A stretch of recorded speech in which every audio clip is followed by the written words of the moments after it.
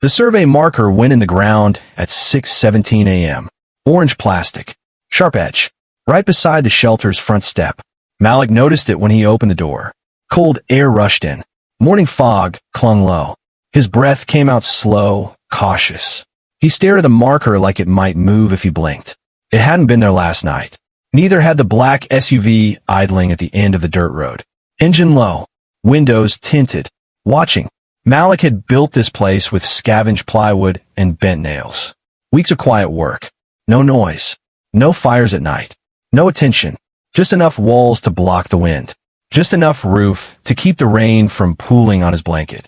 He'd chosen this land because it was forgotten. No signs. No fences. No houses for miles. Just trees, brush, and silence. That was the mistake.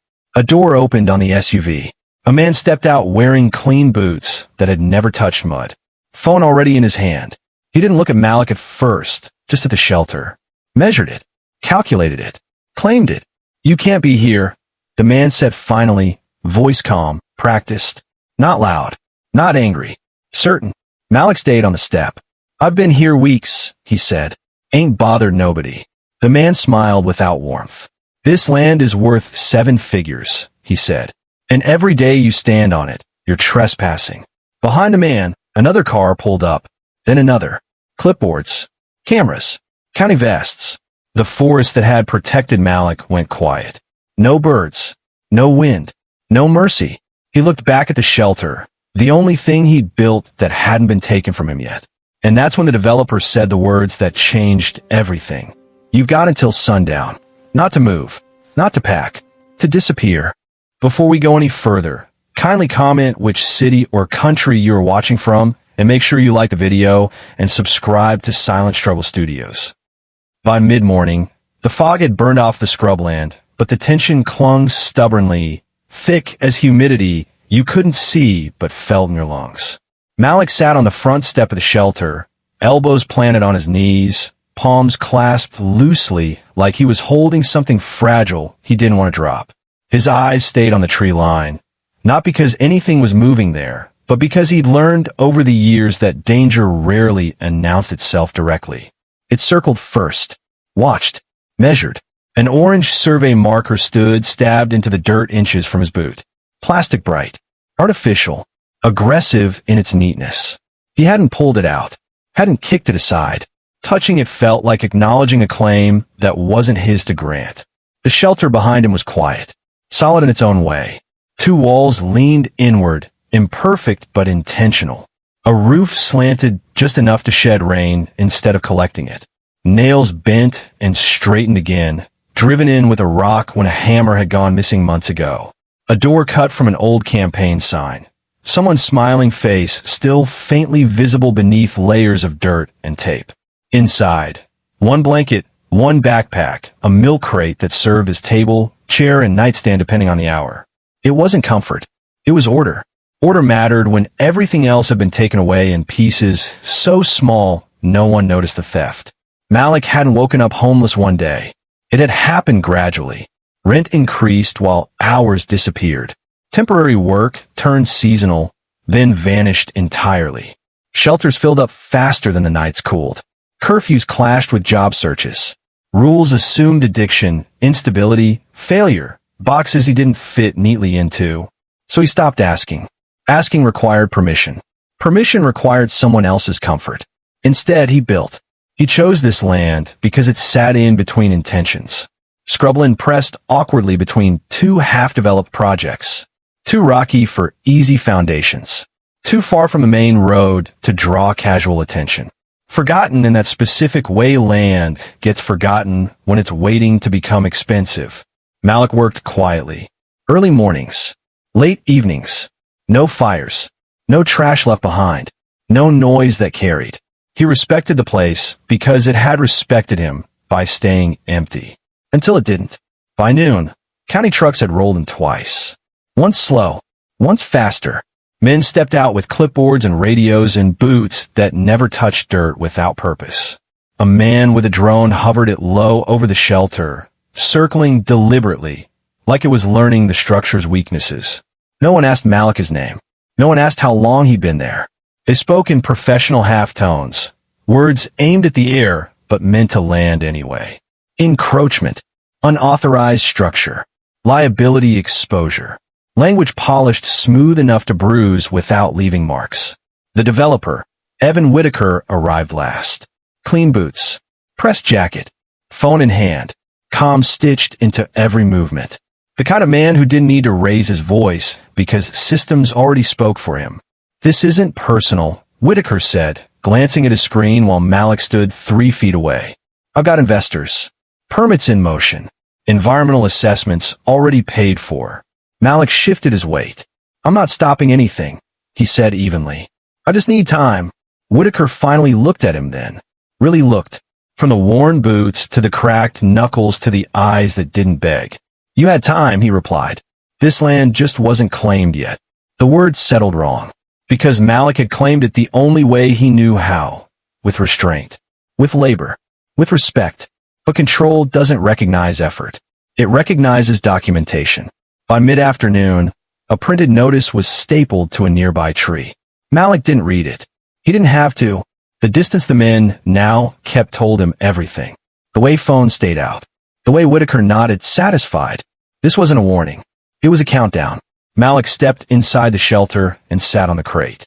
Ran his hand along the wall he'd built, fingers following the grain where the wood split, and he'd patched it anyway. He remembered the hours it took to make something that could be erased in minutes. Outside, engine started. One, then another. Silence returned, but it wasn't peace. It was surveillance without eyes. Malik exhaled slowly, steadying himself. If this was about control, then someone had misjudged the equation. Because Malik wasn't just standing on land. He was standing on proof. And proof, when ignored long enough, has a way of becoming dangerous. The notice stayed on the tree overnight. Paper doesn't sleep. Power doesn't need rest. By sunrise, the land had changed without physically moving an inch. The air felt different, tighter, monitored. Malik noticed it immediately. He always did. When you live without buffers, your senses sharpen. Subtle shifts become loud. Silence becomes deliberate. A second orange marker appeared near the shelter's rear corner. Then a third, lining an invisible boundary Malik hadn't crossed, but was now accused of violating. Claim lines. Not drawn for him, drawn around him. Malik stepped outside, breath visible in the cool morning, scanning the scrubland. No trucks yet. No men with radios. But the feeling was unmistakable. The system was waking up. He folded his blanket carefully, packed his backpack with precision. Not because he planned to leave, but because disorder was something they used against you. Chaos justified removal. Cleanliness confused it. By 8:14 a.m., the first county vehicle arrived. This time, they didn't hover. They approached. A white SUV with the seal on the door rolled to a stop 10 yards away. A man stepped out, holding a tablet, followed by another with a clipboard. They didn't greet Malik. Didn't ask how his night had been. Didn't acknowledge that he was already awake, already prepared, already human. Structure is still standing. The clipboard man said to no one in particular. Occupant present, the other added, eyes flicking briefly toward Malik before returning to the screen. Occupant. Like mold. Like an animal. Like a problem that didn't speak. Malik stayed still. Hands visible. Calm, deliberate. "You back already?" he asked, neutral. Not hostile. Not submissive. Clipboard flipped. Tablet scrolled. "You were issued a notice yesterday," the man said. "This is unauthorized development on private land owned by Whitaker Development Group." Malik nodded slowly. "I saw the paper. Didn't see a name." "You don't need one," the man replied. "The land's been surveyed. Zoned. Cleared. Cleared." Malik glanced around at the brush, the rocks, the uneven earth, at the birds still nesting in the low trees, at the shelter that hadn't displaced anything except neglect. "Cleared for who?" he asked. The question landed poorly. The man with the tablet stiffened. "Sir, this isn't a discussion. We're documenting compliance."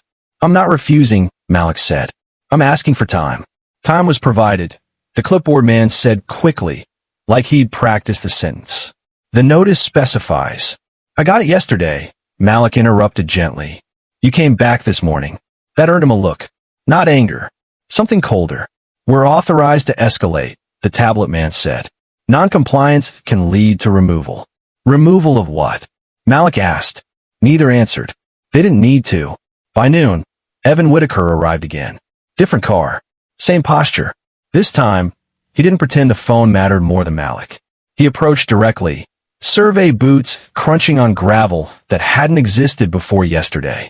I was told you're still here, Whitaker said, tone clipped. That's unfortunate. Malik stood. Slowly. Deliberately. No sudden movements. I told you I needed time, he said. I'm not blocking construction. There's nothing built yet. Whitaker smiled thinly. Not physically. Then, with a casual flick of his wrist, he gestured toward the markers. You've created a legal complication, he continued. If someone gets hurt on this land, it's my liability. If you stay, I'm exposed. Malik absorbed the words. Exposure. Always framed as inconvenience when it came to people like him. So what happens now? Malik asked. Whitaker exhaled like a patient teacher. Now the county does what it's supposed to do. As if summoned, a third vehicle pulled up, this one with heavier tires. Utility grade. Purpose-built. Malik felt it then. The shift from warning to pressure. The clipboard man cleared his throat. Sir, we're documenting refusal to vacate. I didn't refuse, Malik said. I asked for time. Whitaker leaned closer. Not threatening. Not loud. Time isn't something you own, he said quietly. It's something you're granted. That was the line. The one meant to land deep. Malik felt heat rise. Not anger, not fear, but recognition. This wasn't about land. It wasn't even about money. This was about correction. About reminding him of his position in a hierarchy he'd stepped outside of simply by surviving. A phone appeared. Then another. A woman across the access road had stopped walking her dog. A delivery driver slowed, watching. Someone whispered, they're pushing him out. Whitaker noticed the attention immediately. His jaw tightened. Let's not make a scene, he said. Malik met his eyes. I didn't. The county workers stapled a second notice. This one thicker, stamped, final, directly onto the shelter's doorframe. The metal tack split the wood slightly. Malik flinched. Not because of the damage, but because that door had taken him 3 days to make. You have 48 hours, the clipboard man said. After that, the structure will be removed.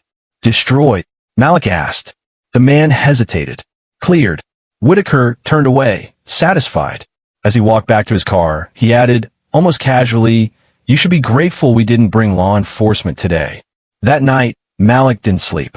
He sat inside the shelter, listening to the land he'd respected now betray him through silence. He thought about shelters he'd avoided, about curfews, about being searched before being helped, about how often compliance was demanded without dignity. He opened his backpack and pulled out a folder. Not paperwork like theirs. Different proof. Photos. Dates. Handwritten notes. A donated phone with cracked glass but working storage. Messages from outreach volunteers. Coordinates. Weather logs. Images of the land months ago. Untouched and used. Ignored. He hadn't built blindly. He documented everything. Because when you exist in the margins, memory alone isn't enough. You learn to leave records. Outside, headlights swept the brush briefly, someone driving by slower than necessary. Surveillance had begun. Malik leaned back against the wall and exhaled. They thought this was an eviction. They thought escalation meant force. But escalation cuts both ways. And Evan Whitaker had just turned a quiet survival story into a visible one. A countdown had started, not just for Malik. By mid-morning, the SUVs had finally retreated. The county workers, clipboards tucked under arms, radios silent, vanished down the gravel road, leaving behind only the orange markers that still jutted from the dirt like sharp teeth. Evan Whitaker's polished figure disappeared into the distance, swallowed by the scraggly brush. The hum of the engines faded, and the forest seemed to exhale. For the first time in hours, Malik could hear the world breathing. Yet even in the quiet, there was no relief. Not really. The markers stayed, artificial sentinels against the natural chaos of the land, and Malik knew better than to mistake absence for surrender. Temporary reprieve, he whispered, tracing a finger along the splintered edge of the plywood wall. Not relief. Observation. He knew the system never truly pauses. It only recalibrates. And while Whitaker had disappeared, the invisible lines of authority, of threat, of potential escalation still hovered over him. The shelter, modest and crooked, sat as though it were daring the world to touch it. Its walls leaned inward slightly, imperfect but deliberate. Every nail, bent or hammered twice over, spoke of effort, patience, and an understanding that permanence wasn't measured in days or months, but in attention and respect. The door, scavenged from a discarded campaign sign, still bore the faint outline of someone else's smiling face, partially obscured under layers of dirt, paint, and duct tape. Inside, a single blanket folded neatly, a milk crate serving as table, chair, and nightstand depending on the hour. Malik leaned against the crate, letting the texture of the wood under his palms anchor him. The air, cool and damp, carried a tension he couldn't ignore. Every shadow, every rustle in the underbrush, every faint chirp of a bird felt amplified, magnified by the knowledge that someone, somewhere, was already watching. Hours passed in silence. No footsteps, no voices, but Malik's senses remained taut.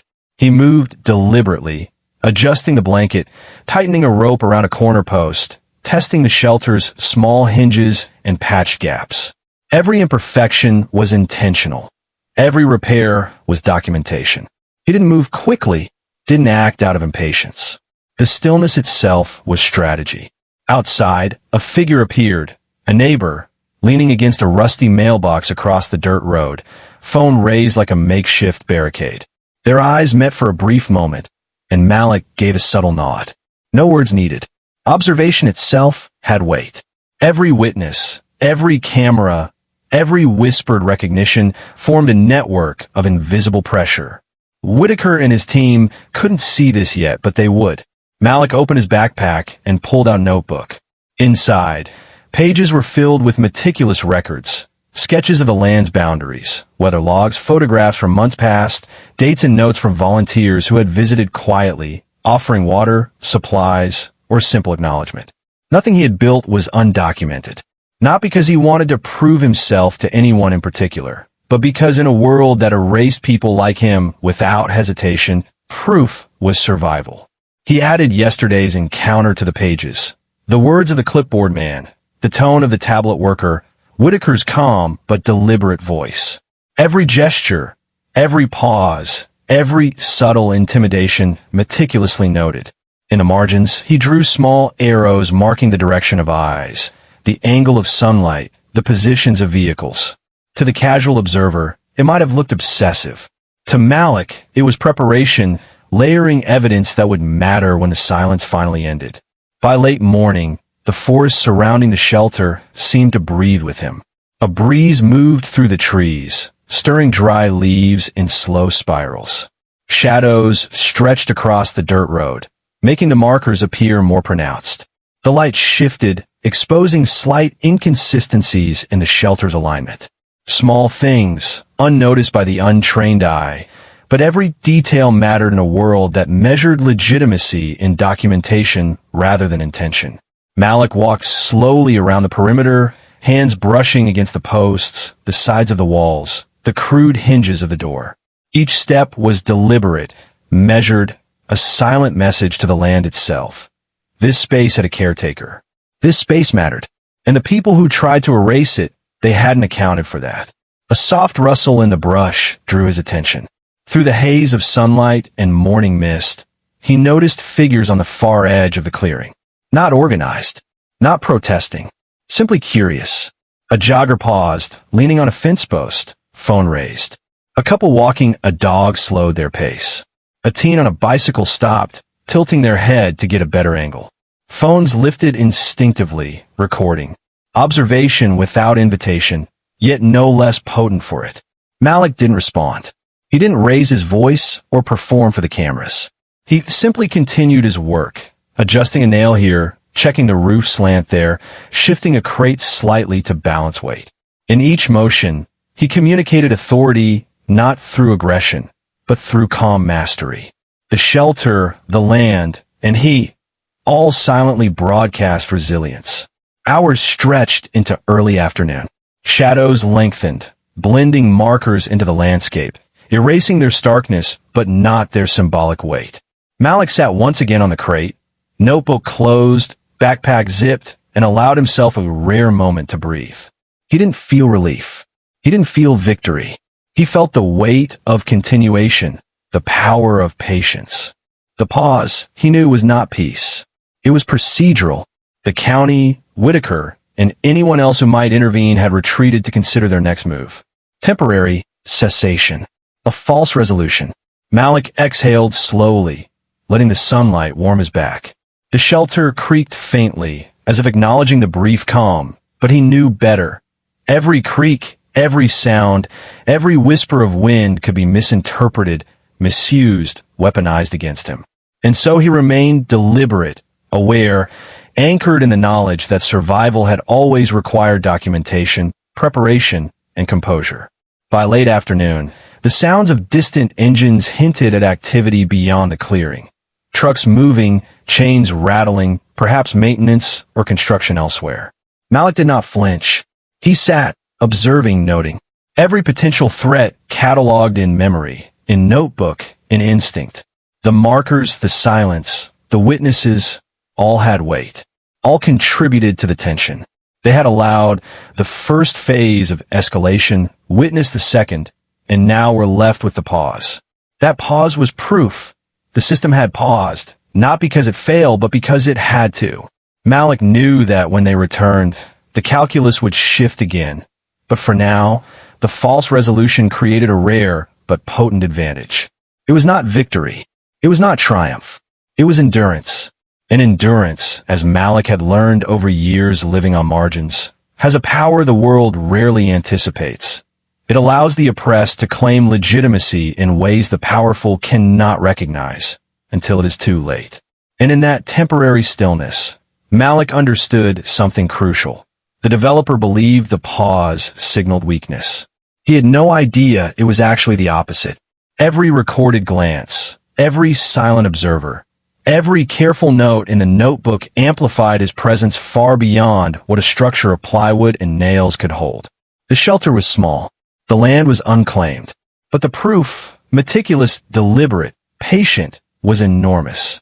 Malik leaned back, eyes tracing the horizon, watching the forest shimmer with late afternoon light. Temporary reprieve. False resolution.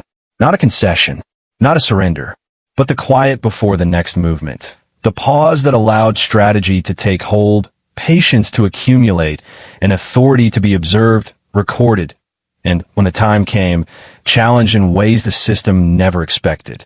He exhaled once more, letting the tension settle into the air around him. It was calm. It was deliberate. It was preparation. And when they returned, because they would, Malik would be ready. Not just to survive, but to make every attempt to erase him visible, undeniable, and documented. By dawn the next day, the forest around Malik's shelter had taken on a sharper edge. The fog rolled over the scrubland in pale, slow waves, sticking low, muffling sound, making the orange survey markers appear almost alive against the muted browns and greens of the land. From a distance, the place could have looked abandoned. Yet Malik knew every inch of it was alive with consequence. The invisible tension left behind by the men in clean boots and the polished developer who believed they had erased him.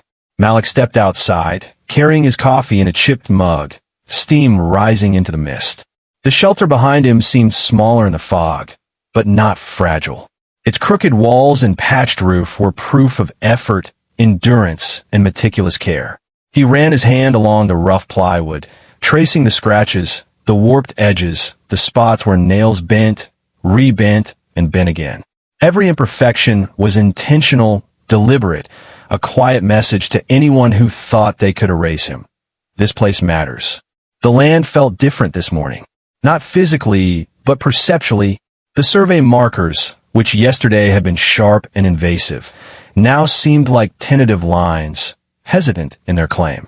Even Whitaker's crew had left subtle traces of uncertainty in their departure. Trucks had rolled back, cameras shut down, clipboards folded. Yet the awareness remained. Malik could feel it, the psychological weight of authority that had just realized that control wasn't as absolute as it appeared. He stepped carefully through the shelter's threshold, laying his hands on a single blanket, adjusting the milk crate that served as chair, table, and nightstand. Even in this moment of apparent pause, every micro-action mattered. The world around him could shift at any second. And Malik, having survived years without buffers, instinctively knew that documentation and order were weapons. He opened the notebook, flipping to the most recent pages. Photos of yesterday's standoff, timestamps on every vehicle, notes about the subtle hesitation in Whitaker's posture, observations on the fleeting glances of the clipboard men, all cataloged meticulously. He'd seen it before. When authority faces resistance it cannot quantify, it begins to doubt itself quietly. That doubt is invisible, slow, but it accumulates. And when it accumulates, it fractures. Around mid-morning, distant sounds began to register. The faint hum of a truck engine, a low murmur of conversation over radios, and the occasional click of a camera shutter from someone observing from a ridge across the scrubland. Malik didn't react outwardly. He sipped his coffee, leaned against the wall of the shelter, and simply observed. The people watching didn't see his eyes sweeping the horizon, analyzing angles, noting the positions of vehicles and figures. They didn't see him cataloging weaknesses in protocol, subtle cracks in attention, gestures that betrayed uncertainty. By noon, a lone drone appeared again, but this time its flight path was hesitant, meandering as if unsure. The developers' team had recalibrated, sending the machine over to assess what remained of the unauthorized development. Malik's presence was obvious. The shelter was intact. No signs of hurried dismantling. And yet he moved with care, measuring his steps, adjusting boards, maintaining a calm exterior while internalizing the quiet ripple of consequence. The authority that had threatened him was now aware that their presence had unintended visibility. He leaned over the edge of the doorway, observing the drone's shadow flick across the dirt. In the pause between whirs, he imagined Whitaker's mind behind the tablet, calculating risks, questioning timelines, wondering why the man in front of him hadn't simply left. The notion that Malik could stand still, document, and endure without confrontation had begun to seed discomfort. That discomfort was subtle, invisible, but it was there. Malik moved inside the shelter to adjust a rope he had stretched across the corner post. A simple support for the roof, but in his mind, a visual metaphor for the balance of power. The ropes and boards, the imperfect but deliberate construction, signaled permanence born from patience and awareness. He glanced at the notebook again, noting, attention recalibrated. Tension persists despite absence of direct orders. Observe further. Document all. Even the orange survey markers seemed less threatening now, almost reluctant in their claim. A faint thought registered. They existed only because someone had imposed them. But imposition alone could not erase presence, effort, or proof. And Malik had all three. By late afternoon, sunlight had begun slicing through the fog, highlighting small cracks in the forest silence. Birds began to chirp cautiously. A deer crossed the periphery of the clearing, unaware of human stakes. Malik didn't flinch. In fact, he welcomed it. Small reminders that life persisted even under imposed control. In that persistence, he recognized the quiet power of endurance. And then he saw them. Not in person, but in reflection. Across the dirt road, a neighbor had stopped walking their dog. Another vehicle slowed at the edge of the clearing. Phones raised, eyes watching, whispers passing along the road. Malik didn't acknowledge them with words. He didn't need to. Observation itself was enough to amplify the consequences already seeded yesterday. Authority had been challenged without violence, erased without destruction, exposed without spectacle. Malik returned to his crate, opened a notebook, and wrote a single note. Control is aware. It cannot ignore documentation. Presence verified. Escalation cannot proceed without visibility. The day stretched, silent but tense. Every step outside the shelter, every careful placement of boards, every subtle check of the boundaries reinforced his claim, not through force, but through strategic visibility and unshakable calm. The land had not changed. The shelter had not moved. And yet, the intangible balance had shifted. Those who believed in authority as absolute now faced the quiet realization that presence and proof could challenge the illusion of control. By evening, the fog had lifted completely, revealing the expanse of scrubland, the subtle curves of the dirt road, the stubborn markers. Malik leaned against the shelter wall, sipping cold coffee, letting the late sun warm his back. The world seemed quieter, yes, but it was not peaceful. Not yet. He knew that the real consequences, the slow unraveling, the internal doubt, the procedural recognition of his right to exist, were only beginning. He stood for a moment, eyes scanning every inch of the land he had claimed through labor and observation, and whispered quietly, almost to himself. They thought absence meant surrender. But absence is nothing. Preparation is everything. The markers, the empty SUVs, the retreating developers, all were consequences already in motion. Not spectacular, not immediate, but inevitable. And Malik, in his quiet endurance, had transformed a moment of threat into a slow, accumulating fracture of control. As night fell, he closed the shelter door gently, sat on the crate, and allowed himself a brief smile. Not victory, not triumph, just acknowledgement. The world had underestimated him, and in underestimation lies the most dangerous form of consequence. By mid-morning, news had begun to move quietly through the town, carried not by headlines, but by whispers, phones, and lenses. Malik didn't notice it at first. He was methodical, adjusting boards, tightening ropes, checking the structural integrity of the shelter.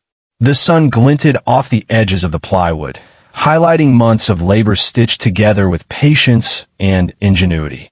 Then a sound caught him, a vehicle slowing down at the far edge of the dirt road. Malik looked up, steady, calm, almost indifferent. But inside, a spark of anticipation flickered. The black SUVs were back, but they weren't alone this time.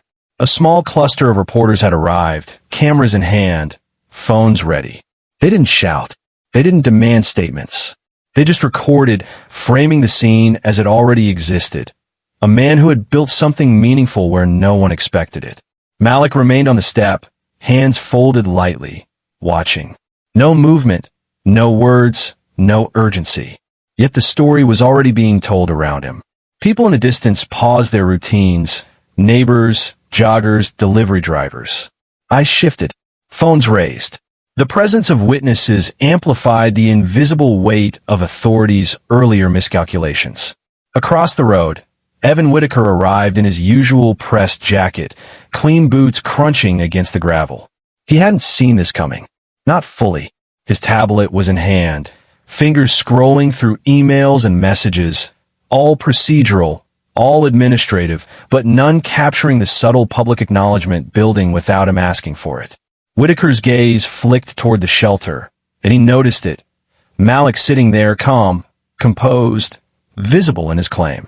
But even more than that, he noticed the growing cluster of onlookers. Phones pointed at him. Faces pointed at him. Conversations hushed, as if anticipating some unseen revelation. His expression tightened. One of his associates, clipboard in hand, leaned in. "Sir, people are recording. And they're talking about him online." Whitaker's jaw tightened. "What do you mean, talking?" The man hesitated. "Social media, threads forming. People are sharing pictures, complimenting his build, saying he's organized, resourceful. He's getting recognition." Whitaker's eyes narrowed. Recognition. That word burned in the air between them. He had imagined control as absolute, as total. But here was proof of a delayed, invisible consequence. A social acknowledgement he couldn't erase. Malik hadn't protested. He hadn't demanded attention. Yet attention had arrived. Nearby, a local construction inspector approached Whitaker quietly. "Sir, I just got a call. Someone flagged your recent survey. Says there's an ongoing community interest. They want to verify if removal is necessary. They're asking questions." Whitaker shook his head, tried to regain composure. "Questions? About the shelter? On my property?" The inspector nodded. Yes. Photos circulating. People are noticing. Concerned about procedural fairness. Liability exposure. Whitaker exhaled sharply. Every word pressed against him like the weight of air in a confined room. Malik, still calm, still present, didn't speak.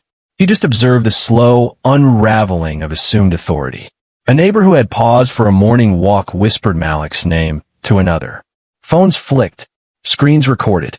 Screens uploaded. Comments appeared almost instantly. Who is this man? Look at this structure. Built from nothing. This is on Whitaker land. Whitaker glanced at Malik, then at the growing digital and physical audience.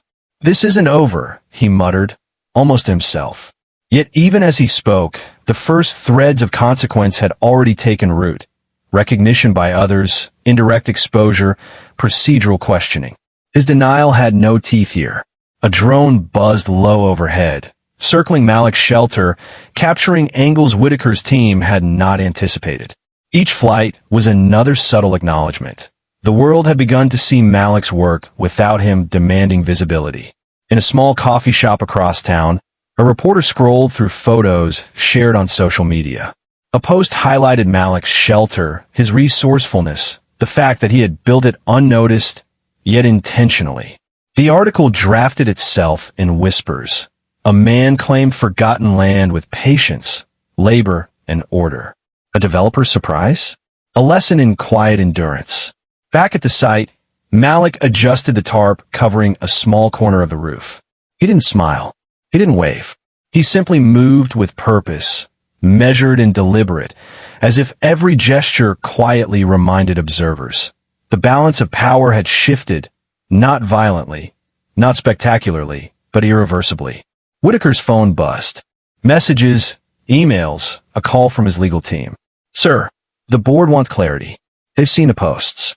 They want verification before any removal can proceed. His eyes darted to Malik, then to the crowd, then to the drone overhead. He felt the first pangs of procedural constraint, the invisible hand of the delayed reveal. Malik stepped closer to the edge of the shelter, fingers brushing the rough plywood. He didn't speak, but his posture broadcasted calm command. He owned the space without claiming it aloud, allowing others, the neighbors, the onlookers, the social media community, to do it for him. The day stretched. Cameras lingered. Phones raised. Questions circulated. Even Whitaker, standing with his team, clean and precise in appearance, could not erase the subtle, procedural acknowledgement building around Malik. The delayed reveal had occurred. The broader system, the public, the community, even administrative oversight, now recognized the shelter, the labor, the presence, without Malik having to fight openly. By evening, Whitaker stepped back, hands in pockets, scanning the scene again. Malik remained still, a quiet sentinel on land he had claimed through labor and observation. The realization weighed heavily. Control is never absolute. Recognition comes, sometimes quietly, sometimes delayed, but always unstoppable when the truth of presence and effort is undeniable. Malik leaned against the shelter wall, letting the late sun warm his back. The delayed reveal was complete. Authority had noticed, documentation had mattered, and the consequences, subtle but permanent, had begun to unfold. The following morning, Malik arrived at the shelter to find the dirt road already occupied. A pair of county trucks had parked strategically, engines off, but readiness implied. Survey flags dotted the perimeter, marking precise angles, corners, distances. Each one a reminder that bureaucracy had a reach far longer than boots in mud. Whitaker's team was there too, clean-cut and silent, clipboard holders and tablet operators moving like chess pieces. But the true weight came from the slow, inevitable machinery of procedure. The inspectors, the compliance officers, the environmental specialists, all moving through the steps that were supposed to guarantee control, but this time had no human actor to dominate directly. Malik, still calm, still deliberate, unpacked his morning essentials. A thermos of coffee, a notebook, a set of diagrams showing the original landscape. Each item was arranged carefully inside the shelter, not for visibility, but for his own clarity. Order mattered. Calm mattered. Observation mattered. An inspector approached, ID clipped to a vest. Sir, I need to ask you some questions. About the structure. About the land. About how long you've been here. Malik nodded slowly. I've been here months. Quietly. Respectfully. I don't interfere with anything else on this land. The inspector flipped through a folder, glancing at Whitaker over the rim of his glasses. We need full documentation. To verify liability. To confirm compliance with regulations. To ensure public safety. Malik didn't flinch. He reached into his backpack and retrieved the carefully organized folder he had assembled over weeks. Photographs of the site before construction, timestamps, sketches, notes about weather, logs of supplies brought in, documentation of outreach from volunteers who had assisted or checked in. He laid it on a milk crate, opened it slowly. Here, he said calmly. Everything you need. Dates, details, proof of labor, proof of intention. The inspector blinked, flipped through the documents. This is thorough. Yes, Malik replied evenly. It's meant to be. The team exchanged quick glances. Whitaker's jaw tightened. This is more than procedural, he muttered under his breath. The county engineer stepped forward. Sir, we need to photograph the structure for official records. Measure dimensions. Check stability. Malik stood aside, letting them work. Each measurement was slow, methodical, documented from multiple angles. Cameras clicked. Drones hovered, sweeping arcs. Lines were drawn in sand and dirt. Every step of the official procedure was now visible. Every bureaucratic action was simultaneously a record and a trap. The weight of the system now acted as evidence for Malik, not against him. A safety officer tested the beams, tapped with a mallet. Structurally sound. Not a hazard. Good, Malik said simply. Whitaker moved closer. This is just paperwork, he said. It doesn't matter. Malik tilted his head slightly. Paperwork is authority's language. You speak through forms. I answer with truth. That's why you're here, not me. But truth doesn't disappear when inconvenient. The officials continue their work. Photos, notes, measurements, procedural checklists. Each carefully completed step a subtle rebuke to Whitaker's previous assumption that control could be immediate, unilateral. The developer's impatience grew. He tried to whisper commands, adjustments, corrections, but each time an official stopped him. We follow procedures, sir. The bureaucracy he trusted now constrained him. Neighbors began to peek again, discreetly. Phones were out, capturing angles the county inspectors hadn't noticed. Social media threads updated quietly in real time. Recognition and scrutiny were converging, procedural weight amplifying public awareness. A legal advisor approached Whitaker, tablet in hand. Sir, these reports will be submitted to the board. They're comprehensive. The work is well documented. Removing him without review could create liability exposure. Whitaker ran a hand through his hair, tension tight in his jaw. Malik, seated calmly on his crate, didn't look up. The presence of observers, official, procedural, public, created slow, procedural consequences Whitaker hadn't anticipated. His denial was impotent. He had underestimated the system's ability to recognize effort indirectly. By midday, the inspection team concluded. Every step of Malik's documentation, every photograph, every measurement was logged, timestamped, filed. The shelter, built with scavenged wood and careful labor, now had institutional legitimacy, recognized indirectly by the machinery of oversight. Whitaker stood off to the side, phone buzzing incessantly with alerts from his office. Emails, queries, status updates, all procedural, all neutral, all pointing toward a growing recognition he could not erase. Malik remained seated, composed, sipping from his thermos. Calm, patient, observant. Each hour, new checks arrived, structural safety, environmental impact, neighborhood concern reports, public liability forms.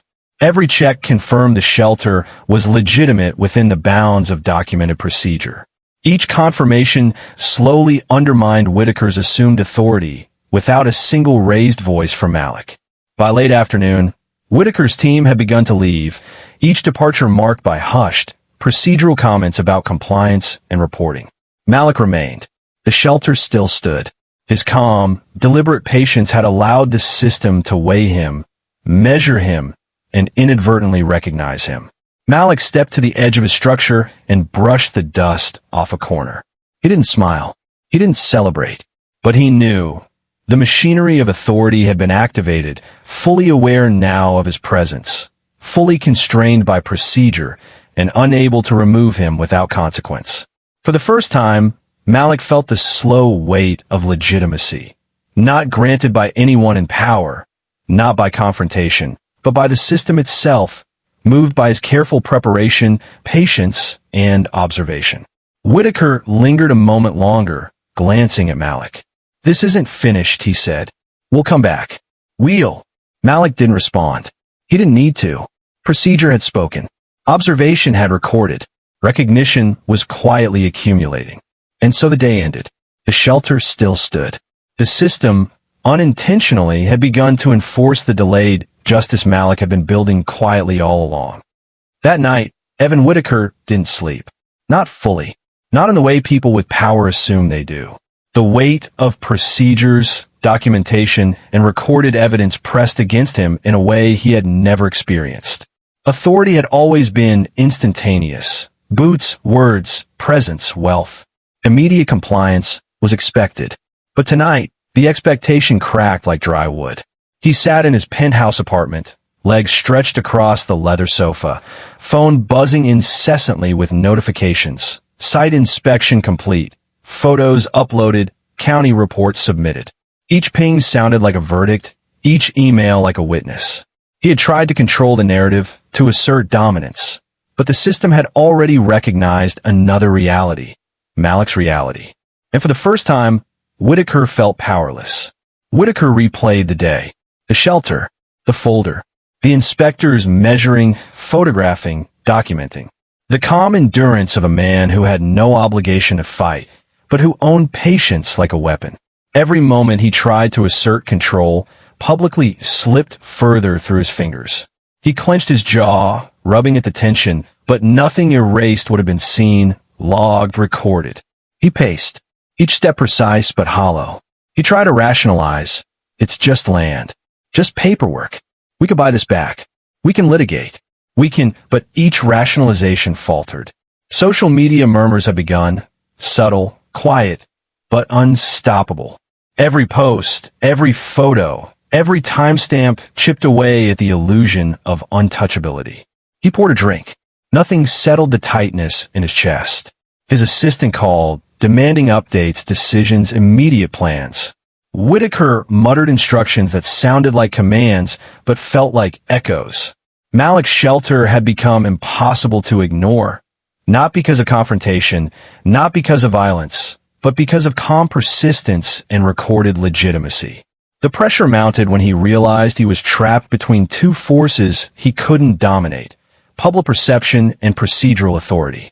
Every bureaucratic rule he had relied on to clear obstacles now worked in favor of Malik. The inspector's reports, the drone footage, the neighborhood witness statements, they were no longer neutral.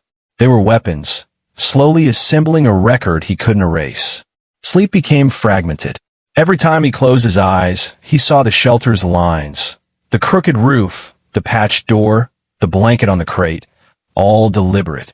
Malik's calm stare haunted him, unthreatening, unmovable. Whitaker imagined confrontation, intimidation, force, but even these scenarios were impotent. Evidence and procedure had frozen him in place. The next morning, he moved through his team like a man underwater. Emails awaited. Calls stacked. Investors pressed for updates. Lawyers sought summaries of compliance. Every interaction reminded him that control had shifted, not violently, not dramatically, but silently, irreversibly. He attempted to strategize. We remove the shelter. Quietly. Overnight. Avoid the public. Avoid cameras. His counsel hesitated. Any removal without proper notice, with inspection records, could expose you. The reports confirmed no hazard. Every step documented. Whitaker slammed his fist on the desk, then winced. Impulse was a liability. Logic demanded patience, but patience felt like surrender. Every procedural step he had relied upon to assert authority was now a cage, constraining him as Malik's calm endurance gained strength. He began to obsess. Minute discrepancies in the reports, timing of photos, angles of drones, exact words of inspectors, all points of anxiety, threads of doubt he could not ignore. Malik's words replayed in his mind. I didn't refuse. I asked for time. So simple, so factual, so impossible to argue against. By midweek, the unraveling was visible. Meetings grew terse. Instructions half-formed. Voices rose unnecessarily. Decisions reversed within minutes. Authority that had once been effortless now felt fragile. Confidence, carefully curated over decades, eroded in the presence of calm resilience and procedural inevitability. Sleep returned sporadically, haunted. He dreamed of the shelter, of orange survey markers growing like weeds, of inspectors' cameras following his every step, of Malik sitting quietly, hands folded, notebook open, watching the world respond while remaining untouched. In every waking moment, he felt it, the slow, suffocating weight of a system that didn't answer to charisma or wealth alone. Malik's patience had turned bureaucracy into armor, legitimacy into a shield. Whitaker's authority, once immediate and unquestioned, now fractured under procedural inevitability and public awareness. By the end of the week, Whitaker stopped visiting the site. Not because he had resolved anything, not because he had conceded. Every visit reminded him of his impotence, and the longer he stayed away, the more Malik's quiet control solidified. Malik didn't celebrate. He didn't gloat. He simply continued living on the land, maintaining the shelter, documenting everything meticulously, letting Whitaker collapse quietly, while remaining untouched and composed. By the following week, Malik's situation had drawn attention beyond the scrubland he had chosen for anonymity. What started as a quiet confrontation with one man's authority had grown into a procedural storm. Social media posts, neighborhood witnesses, and documentation of the shelter began to accumulate, subtle, quiet, but undeniable. Whitaker tried to manage it privately, calling in legal counsel, sending inspectors, and attempting to control the narrative. But bureaucracy has a rhythm of its own, and when those rhythms favor accuracy and documentation over intimidation, even men with power cannot bend them. A formal notice arrived at Whitaker Development Group's headquarters. It was more than paperwork. It was a signal. Malik's folder, meticulously prepared, had been submitted to the county clerk. Inside, photos of the shelter with dates and timestamps. Witness statements confirming Malik's construction was non-disruptive. Environmental logs proving the land had been previously in use. Records of neighborhood interactions showing no complaints or damage. The notice requested a formal hearing. A review board, impartial by law, would examine the dispute. Whitaker's attempts at quiet removal, at private persuasion, were nullified by procedure itself. Every step Malik had taken, every record, every moment of calm had become a legal and procedural shield. When Whitaker arrived at the hearing, he was polished, confident at first. Cameras lined the room. Reporters filed notes. Malik sat calmly, backpack beside him, hands resting on the crate that had served as desk, bed, and office. The difference was stark. One man composed, measured, factual, the other trying desperately to perform authority while internally unraveling. The board began reviewing the evidence. Malik's documentation was airtight. Photographs matched logs, timestamps consistent. Neighbors' testimonies corroborated his presence and behavior. The shelter had been constructed responsibly, without environmental damage, without trespass in the criminal sense. It existed in the margins, legally defensible and morally undeniable. Whitaker attempted to speak, his voice carrying rehearsed authority. This land, he began, but the chair cut in, firm and procedural. Please present factual evidence regarding the shelter. Opinions on value or intent are noted, but not relevant. Confidence faltered. Every word he wanted to land as dominance was filtered through procedure, which Malik had mastered long ago.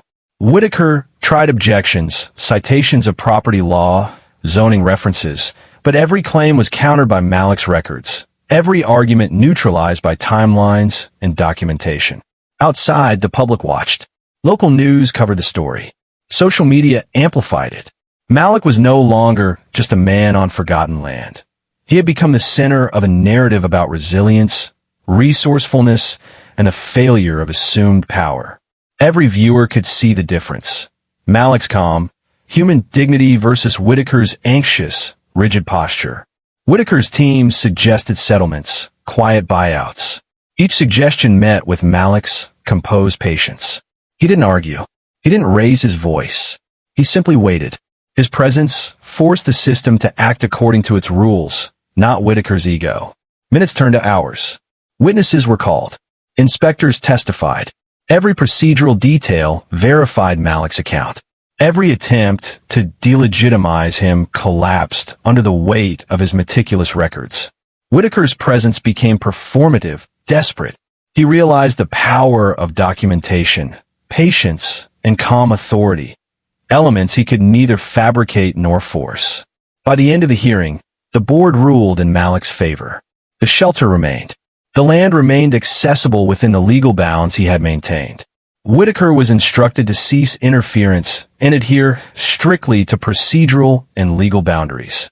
Any further attempts to remove Malik could now be considered harassment or a violation of county protocol.